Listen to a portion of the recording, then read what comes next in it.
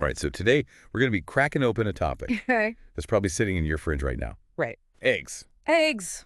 More specifically, all those labels we see like cage-free and pasture-raised. Yeah. Michigan just passed this new cage-free law, so it seems like a good time to ask, is cage-free all it's cracked up to be? Ooh, I like that. I know, right? That's a good one. And I am joined by an expert who can help us decode all of this Absolutely. and maybe even figure out what really matters when we're picking our next carton of eggs.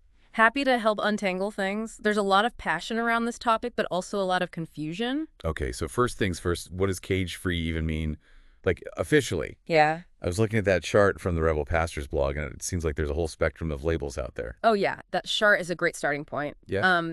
Cage-free does mean, as you'd expect, no battery cages. Okay.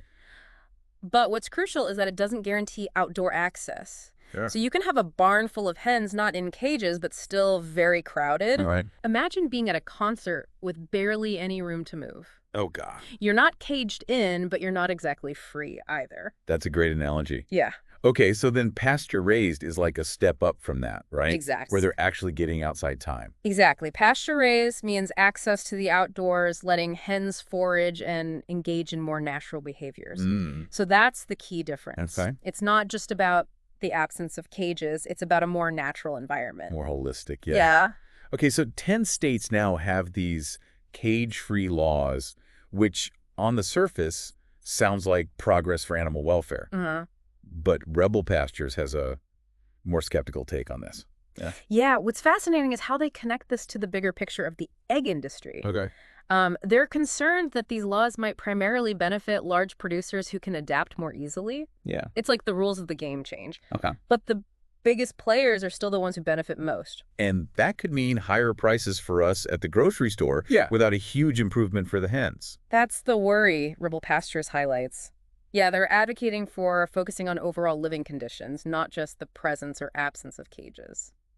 Interesting. Okay, now let's talk about the farms who are already ahead of the curve. Yeah. We have insights from Andrea at Providence Organic Farm Okay. and Brandon at Tompkinson Farms, both of whom have been raising pasture-raised hens for years. Mm-hmm. And it seems like they're not exactly thrilled with these new laws. Well, what they're expressing is a sense of frustration. Okay. They were already exceeding the cage-free standards. Right. But now it's like their efforts are getting lost in the marketing around cage-free, which is presented as this big win. Right. And Andrea specifically mentions that pasture-raised just involves a lot more work and dedication. Yeah. But for her, it's about the quality of the product. Yeah. She believes that pasture-raised eggs are simply better in terms of both ethics and taste. And she's worried that message is getting diluted. Makes sense. Brandon also feels that these laws aren't really recognizing the small farms who are already doing things right. Right. He thinks they deserve more recognition for their commitment to higher standards.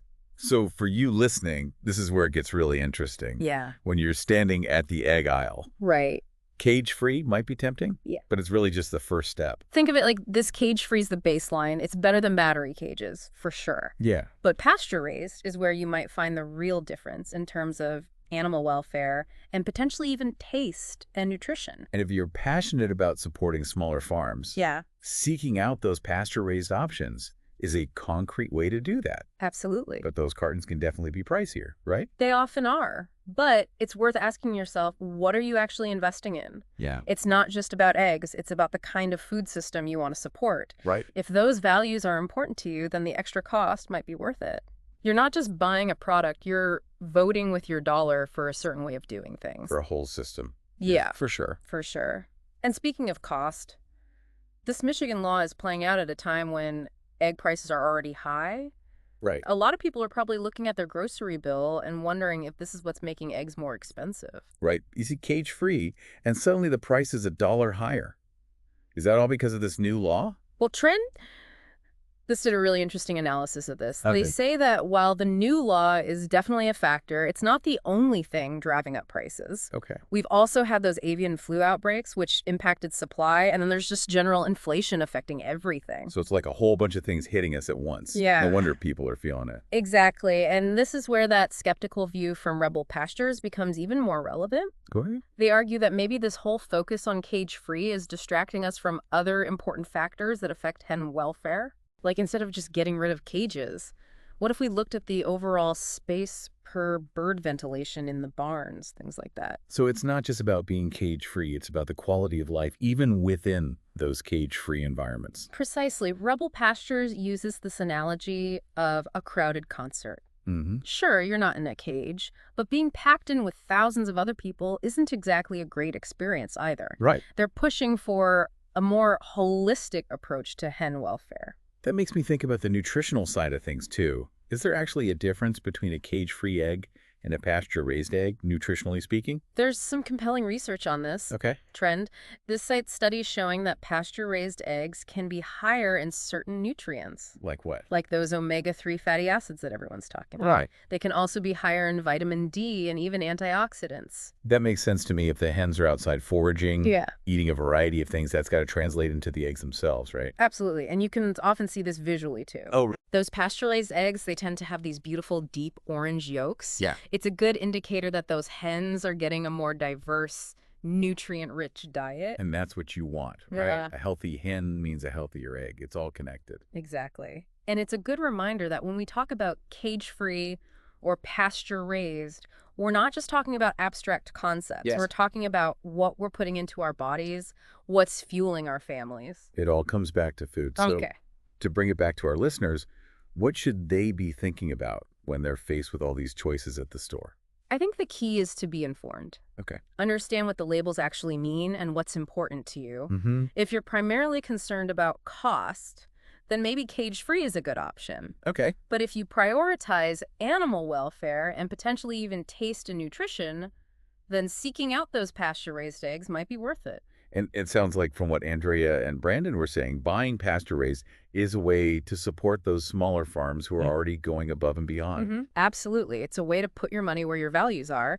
And if you're not sure where to find those pasture-raised eggs, we have some resources linked in the description that can help you connect with local farms and markets in your area. That's awesome. I love that we can empower people to make those choices. Me too. And it's not about being perfect or making drastic changes overnight. Even just being aware of these issues is a step in the right direction. And sometimes those small changes can lead to bigger shifts. Maybe trying those pasture-raised eggs once sparks your curiosity, and you start looking into other ways to support local food systems. It's a journey for sure, and every step we take towards more conscious choices is a step worth celebrating. You know, it's funny thinking about those eggs in Kosovo with no labels. It makes you wonder if sometimes we get too caught up in the details here. I think there's a balance to strike. It's great to have information and be able to make conscious choices, but it's also important not to get overwhelmed. And sometimes the simplest act, like just buying an egg, can be the most profound. It's about nourishment, connection, and tradition. What's fascinating is that even without all the labels and marketing those eggs in Kosovo, still tell a story. They represent a way of life, a connection to the land, and a community that values simplicity and trust. It's a good reminder that food can be so much more than just fuel. It can be a source of identity, culture, and even joy.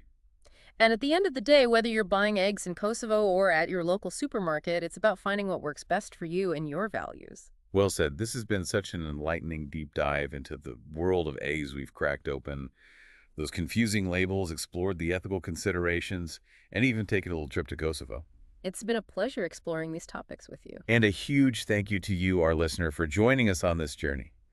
We hope you've learned something new and maybe even feel inspired to look at those eggs in your fridge with a fresh perspective. Remember, every choice we make, even something as simple as buying eggs, can have a ripple effect. So choose wisely, eat well, and stay curious. And if you're hungry for more deep dives into fascinating topics, don't forget to hit that subscribe button. We're always here to guide you through the information overload and help you discover those hidden gems of knowledge. Until next time, keep those minds sharp and those conversations flowing.